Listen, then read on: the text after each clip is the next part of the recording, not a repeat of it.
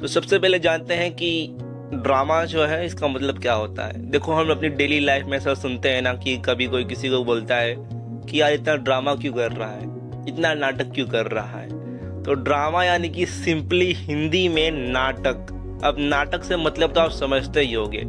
नाटक यानी कि किसी स्टेज पर, रंगमंच पर अलग अलग लोग आते हैं, अलग अलग तरह के कपड़े पहन के कुछ नाटक करते हैं, कुछ मैसेज देने की कोशिश करते हैं लोगों को, देखने वाले को।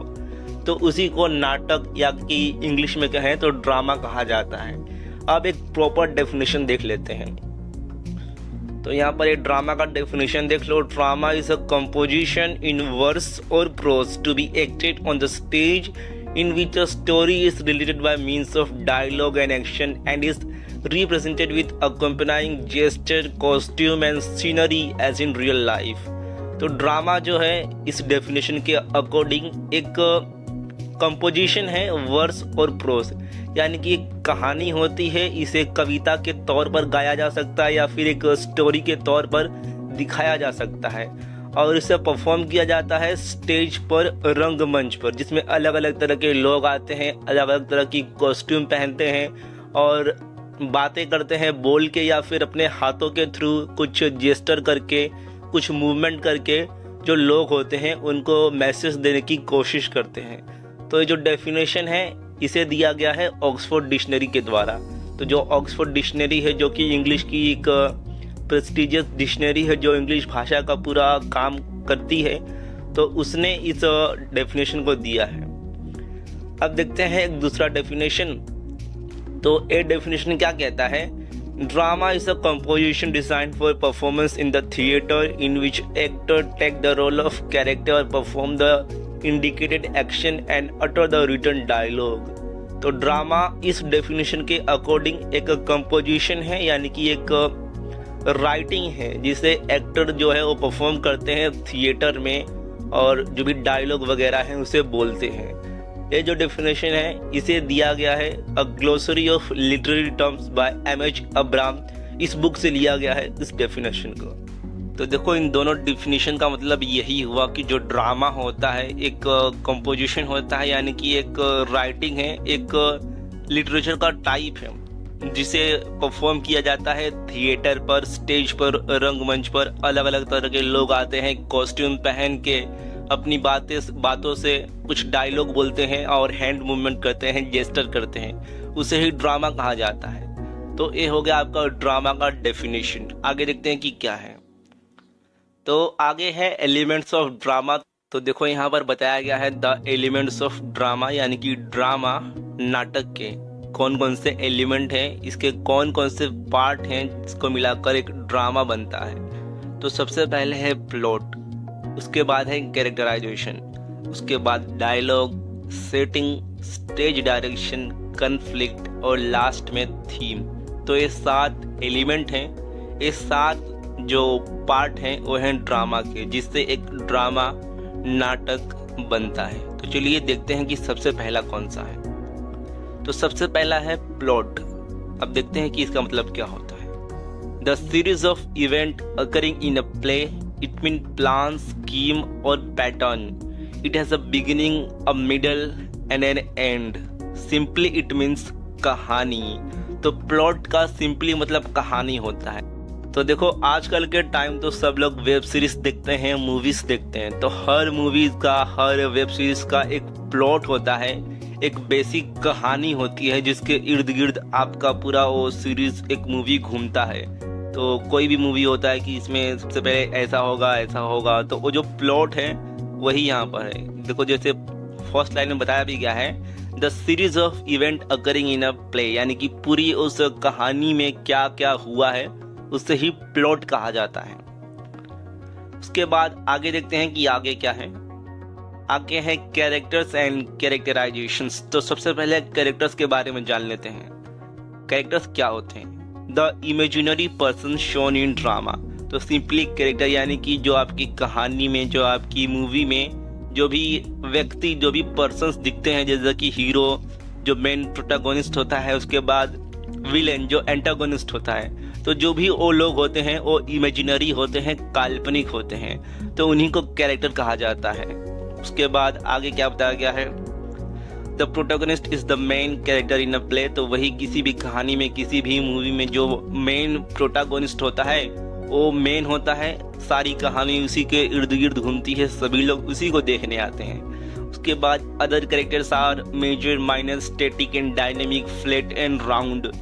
तो जो आपका एक मेन हीरो होता है, जो मेन प्रोटोगनिस्ट होता है, वो तो कहानी का मेन होता है, ठीक है, मेन कहानी में होता है, लेकिन उसके साथ ही कुछ और भी माइनर, मेजर हीरो या फिर विलेन या फिर कोई भी सपोर्टिंग एक्टर होते हैं। उसके बाद है कैरेक्टराइजेशंस। तो it means to reveal peculiarities of the characters. तो इसका मतलब क्या होता है, कैरेक्टराइजेशन मतलब जो भी कैरेक्टर है आपका, उसका कैरेक्टर डेवलपमेंट, उसकी क्या क्या खासियत है उस कैरेक्टर की, ये सब बताना जैसे जैसे स्टोरी आगे बढ़े। उसके बाद to gain insight into their personality, establish connection with them. तो जैसे जैसे ये जो स्टोरी आगे बढ़ती है, हम धीरे धीरे जानते हैं कि इस प्रोटोगनिस्ट की लाइफ क्या है, उसके बारे में जानते हैं, तो हम एक कनेक्शन एस्टेब्लिश कर लेते हैं, उसी को कैरेक्टराइजेशन कहा जाता है, यानी कि सिंपली कैरेक्टर डेवलपमेंट।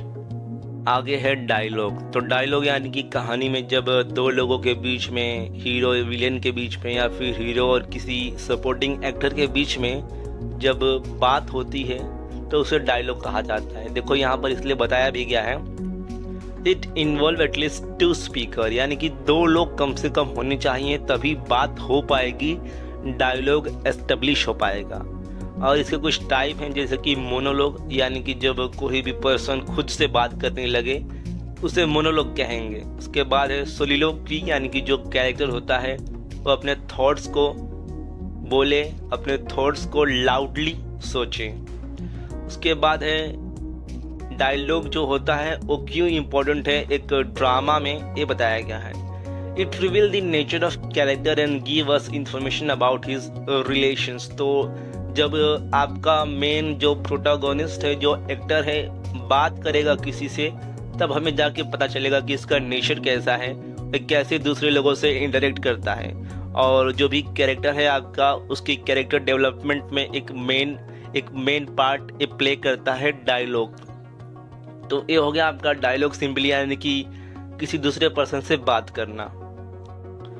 उसके बाद है स्टेज डायरेक्शन। तो इसका मतलब क्या होता है ये देख लो, performance of the actor during the course of development of story along with the use of set lighting, music and costumes. Stage directions और guideline suggestion given by the dramatist. तो स्टेज डायरेक्शन यानी कि जो भी stage management वाला जो भी person होगा, वो एक्टर्स को, जो भी एक्टर और एक्ट्रेस वगैरह होंगी, उन सबको बताएगा कि कैसे आपको कहाँ पे खड़ा रहना है, कैसे सब कुछ करना है। तो उसे स्टेज डायरेक्शन कहेंगे, यानी कि जो भी गाइडलाइन होगी कि कैसे क्या करना है, आपको कहाँ पर खड़ा रहना है, सब कुछ वो सब बताया जो जाता है उन लोग को, एक्ट्रेस वगैरह को स्टेज पर ड्रामा से पहले, उसे स्टेज डायरेक्शन कहा जाता है। उसके बाद है कन्फ्लिक्ट। तो देखो कन्फ्लिक्ट किसी भी ड्रामा का या फिर किसी मूवी का, किसी वेब सीरीज का बहुत ही इम्पोर्टेंट पार्ट होता है। कन्फ्लिक्ट सिंपली मतलब एक प्रोटोगोनिस्ट और एंटागोनिस्ट के बीच का आमना सामना, हीरो और विलेन का जब आमना सामना होता है तो उसे कन्फ्लिक्ट कहा जाता है। और यही तो मेन होता है किसी भी ड्रामा, किसी भी मूवी की जान होता है, क्योंकि लोग यही देखने आते हैं कि जो मेन आपका प्रोटोगोनिस्ट है, एक्टर है, वो कैसे सभी चीज़ों का सामना करता है और सबकी देखभाल करता है, कैसे वो क्या करता है, यही सब देखने आते हैं। तो देखो यहाँ पर क्या बताया गया है, it is the essence of drama, यानी कि जो ड्रामा होता है उसकी जान होता है ये। उसके बाद it enlightens life, grant dignity and worth to human life.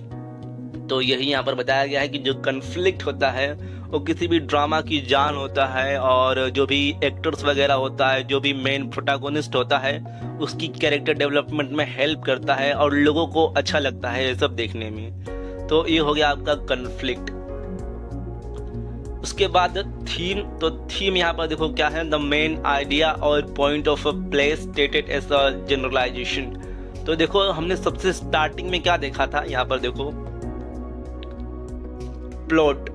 तो प्लॉट में मैंने बताया था कि जो आपकी कहानी होती है कि शुरू से लेके एंड तक क्या होता है आपकी मूवी में या फिर ड्रामा में, उसे प्लॉट कहा जाता है। तो ये हो गया आपका प्लॉट। और अब यहाँ पर जो है वो है थीम। तो ये दोनों में कंफ्यूज मत होना, प्लॉट और थीम अलग होता है।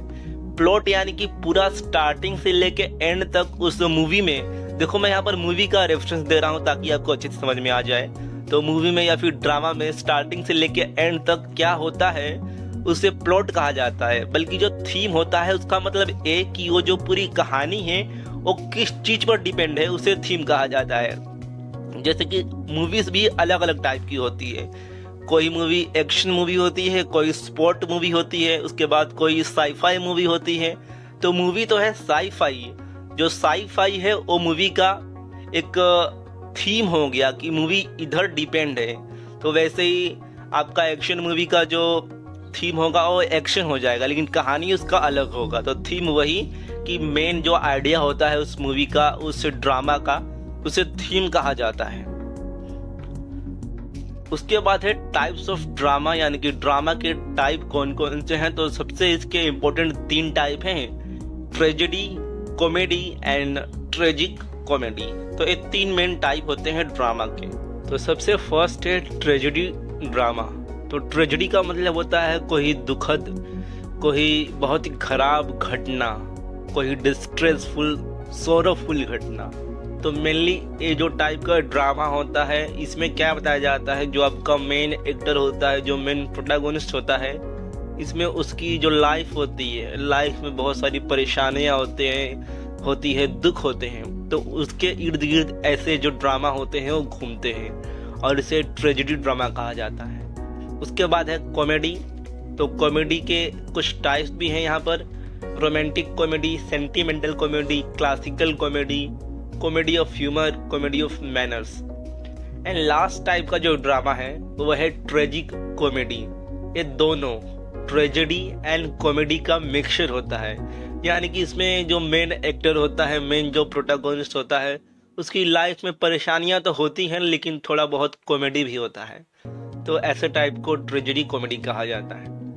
आगे है हिस्ट्री ऑफ ड्रामा। तो जो पूरा ड्रामा है उसका क्या हिस्ट्री है, अलग अलग पीरियड में, अलग अलग टाइम लाइन में उसे बताया गया है। तो सबसे पहले मेडिवल पीरियड में, यानी कि 11th से लेके 15th सेंचुरी तक इंग्लैंड में जब हेनरी 6 का शासन था और राज्य था, तब क्या होता था ड्रामा का। तो उस टाइम डिडक्टिव प्ले, यानी कि जो मोरलिटी थी वो सिखाने वाले नाटक, उसके बाद mystery play, miracle play, cycle play and morality place, इस टाइप के जो नाटक होते थे, ड्रामा होते थे, वो लिखे जाते थे। और एक एग्जाम्पल है, यहाँ पर एग्जाम्पल देख लो, Robin Hood by Howard Pyle and Everyman. तो ये आपका फर्स्ट पीरियड है मेडिवल पीरियड ड्रामा का। उसके बाद नेक्स्ट पीरियड आता है रेनेसांस पीरियड, 1600 से लेके 1700 तक, जब इंग्लैंड में एलिजाबेथ 1 और जेम्स 1 का राज्य था।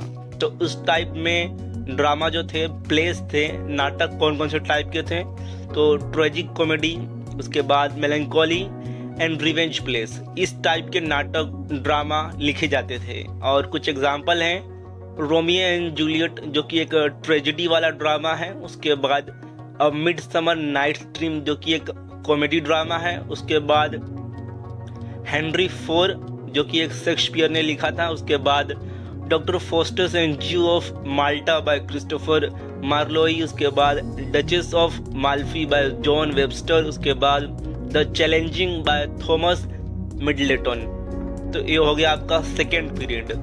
उसके बाद थर्ड पीरियड आता है रिस्टोरियन पीरियड, यानी कि साल 1660 के बाद का पीरियड, जिस समय इंग्लैंड में चार्ल्स 2 का राज्य था।